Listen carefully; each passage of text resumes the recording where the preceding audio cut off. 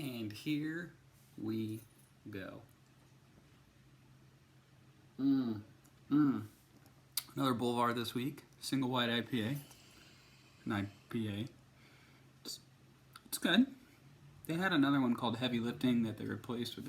This isn't about beer. This is about football. Week number 2 in the books. A lot of exciting things happened. Some reports on some players. Some updates to the standings. And of course, the first Wheel of Shame that went to me, but that's coming up. For now, let's just start with how week 2 went. Boy, who would have thought quarterbacks mattered in a league that seemingly all quarterbacks seem to score relatively the same. A lot of injuries, plus some stellar play from some young guys. Quarterbacks seem to matter this year. I myself lost Drew Brees, so will I be picking up Teddy Bridgewater? No, I will not. Don't have any faith in that. What's their other guy? The guy that always, the guy that runs it in on the end zone. Can't remember his name. Put him in. See what he can do. That guy seems good. I mean, look at what we got going on with Lamar Jackson. Guy ran 120 yards and threw for over 250. That's ridiculous. That's like Michael Vick stats right there. Let's hope he has better life decisions than Michael Vick, but still impressive. Who else got hurt? Ben Roethlisberger out for the season. Really don't care. They look like a rough team. I don't really think that matters. Who's their backup? Don't even know. Don't even care. Patrick Mahomes still kicking ass, although he really only had one quarter of impressiveness. Jimmy Garoppolo back from his ACL stuff. Had a very impressive week. Let's see. I didn't get a ton of football in, so I don't know much what's going on. So let's just dive into how the league's going, right? That's what we all really care about. So we still got 2-0 teams. Congratulations. Caleb with a pretty impressive win, I will say. And then Eli kind of got lucky, scored pretty low. I mean, I think only a couple of people were less than him, me being one of them. But, it wasn't exactly an impressive win. So will that undefeated streak remain? Will Caleb become the only undefeated team after week 3? I know we're all excited to find out. Of course, Caleb also had it easy as he was playing Matt. And I think we should just go ahead and round up how the Steel Reserve League went. Yes, I lost, though I did not have the least number of points, but I did lose by the greatest margin to Sinkowski. So, Zach, congratulations. This song goes out to you. Here we go.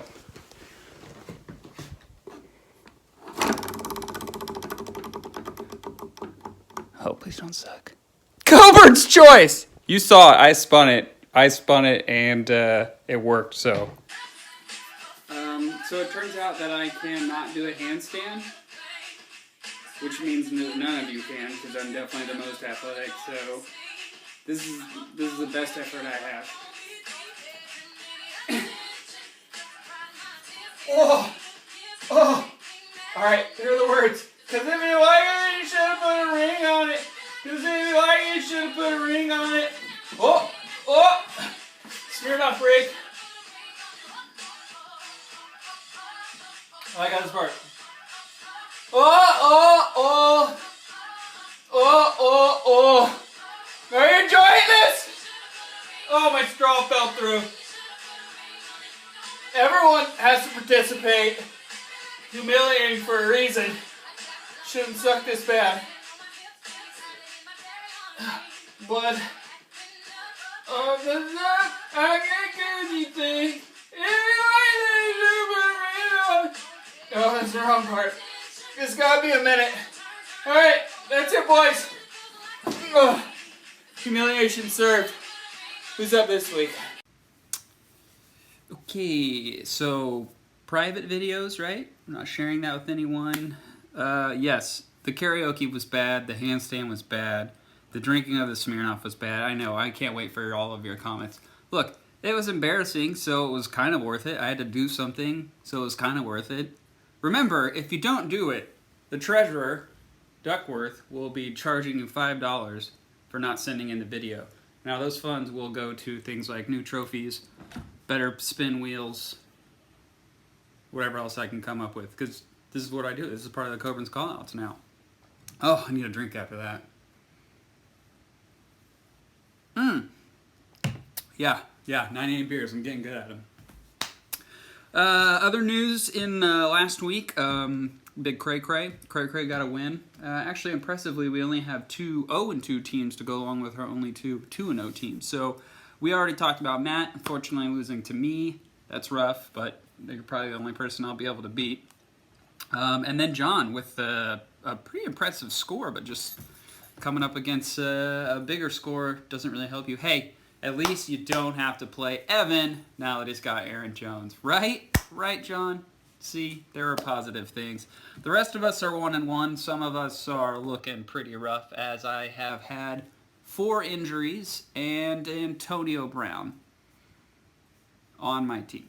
That's okay. We never thought I would do good. Really, I'm in fantasy football for this anyway, so it doesn't matter. And then we talked about Eli being 2-0, beating Skriddle Craig, which I'm a huge fan of. And then Coleman coming up with a big win over Duckworth. So pretty even so far. No major crushers out there right now. 2-2-0, 2-0-2, and the rest of us are all 1-1, although I am definitely going to lose this week. So speaking of matchups this week, let's see who is playing who. 1 second. Not ready, obviously. Oh, I got 2-0 Caleb. So Caleb will go 3-0 this season. Congratulations, or this week. Congratulations. You got to feel good about that.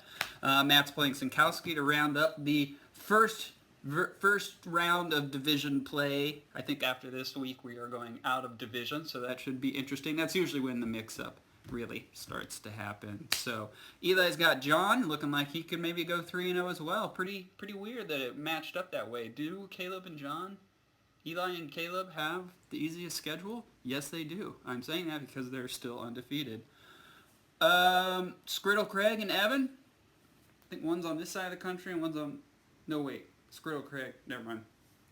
Should be a good matchup. Looks like you guys are pretty evenly predicted to score. I don't know who's on your team, so I don't know what exactly is going to happen, but should be interesting. And then we got Coleman and Kramer, who again, it's looking pretty good, although Kramer had a rough Thursday night. I am finding that there's almost never a reason to play someone on Thursdays. Nobody ever has a good Thursday stat line. So take that as a Coburn comment.